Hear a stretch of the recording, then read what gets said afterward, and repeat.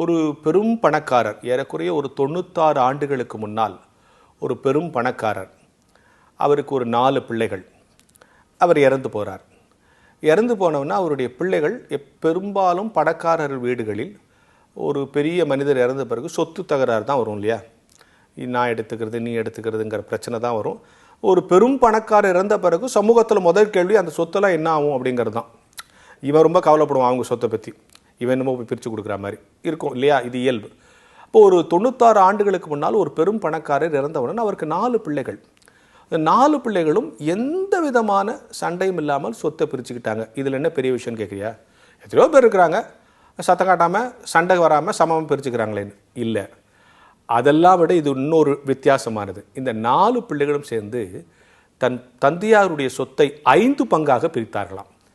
இப்போ 4 பேர் இருக்கும்போது எதுக்கு 5 பங்காக பிரித்தாங்க? அந்த 5வது பங்கை சமூகத்தில் தர்ம காரியத்திற்கு, கல்வி வளர்ச்சிக்குன்னு ஒதுக்கிட்டாங்களாம். இது ஒரு பெரிய விஷயம்னு நான் பேசுகிறேன்னு நீங்கள் நினைக்காதீங்க. அப்படி அவர்கள் ஒதுக்கிய அந்த பணத்தில் பல்வேறு கல்வி நிறுவனங்கள் தொடங்கப்பட்டு இன்றைக்கு உலக புகழ்பெற்ற கல்வி நிறுவனமாக அது இருக்கிறது. நான் பேசிக்கொண்டிருப்பது கோவையில் இருக்கிற பிஎஸ்ஜி கல்லூரியை பற்றி. அதனுடைய நிறுவனர் PS கோவிந்தசாமி நாயுடு. அவர் இறந்ததற்கு பிறகு அவருடைய பிள்ளைகள் 4 பேரும் 5 பங்காக பிரித்து அந்த 5வது பங்கை சமூகத்தில் கல்வி வளர்ச்சிக்கு எல்லா தரப்பினருக்கும், அந்த ஸ்கூலே சர்வஜன பள்ளி, சர்வஜனமும் வந்து அங்கே படிக்கலாம் அப்படின்னு ஆரம்பித்து இன்றைக்கு பிஎஸ்ஜி கல்லூரி ஒரு ஆர்ட்ஸ் அண்ட் சயின்ஸ் கல்லூரியில் 14,000 பேர் கிட்டத்தட்ட படிக்கிறார்கள். அதிகமான மாணவர்கள் படிக்கிற சிங்கிள் லார்ஜஸ்ட் காலேஜ் என்கிற பெயரெல்லாம் இந்த கல்லூரி பெற்றிருக்கிற பிஎஸ்ஜி காலேஜ் கோயம்புத்தூர்னா எல்லாருக்கும் தெரியும்.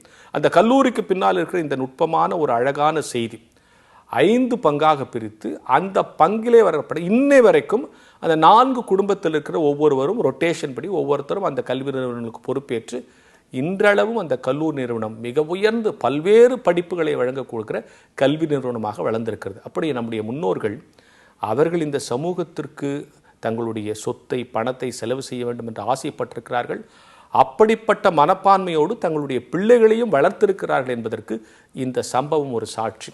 அந்த கல்லூரியில் பேசுகிற வாய்ப்பு கிடைத்த போது நான் இந்த தகவலை தெரிந்து கொண்டு நம் முன்னோர்களை நினைத்து நான் பிரமித்து போனேன். எனவே நாமும் கூட நாம் சம்பாதிக்கிறோம், நாம் சேர்த்து வைக்கிறோம், நம்ம தலைமுறைக்கு சேர்த்து வைக்கிறோம்.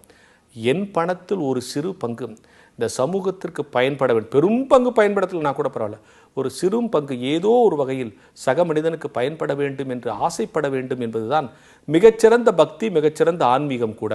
அந்த வகையில் நம்முடைய பிள்ளைகளுக்கும் அப்படிப்பட்ட எண்ணத்தை தோற்றுவிக்கிற வகையில் நம்முடைய வாழ்க்கை அமைய வேண்டும். இந்த 4 பிள்ளைங்க அப்படி பிரிச்சிருக்காங்க, 5ஆ பிரிச்சிருக்காங்கன்னா அவங்க அப்பா எவ்வளோ ஒழுங்காக நடத்தியிருப்பார். அந்த மனிதரையும் இந்த நேரத்தில் நாம் நினைத்து பார்க்க கடமைப்பட்டிருக்கிறோம்.